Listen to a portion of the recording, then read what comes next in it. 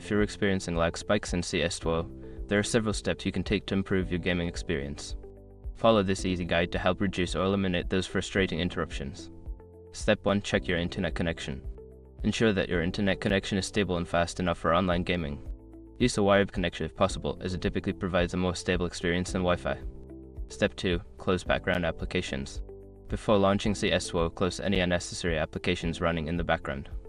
This will free up system resources and bandwidth, allowing the game to run more smoothly. Step 3. Adjust in-game settings. Lower the graphics settings in CS2 to reduce the strain on your system. This can help improve performance and reduce lag spikes during gameplay. Step 4. Update drivers. Make sure your graphics card and network drivers are up to date. Manufacturers often release updates that can enhance performance and fix bugs that may cause lag. Step 5. Optimize network settings. Consider adjusting your network settings for gaming. This may include changing your DNS settings or enabling quality of service QoS on your router to prioritize gaming traffic.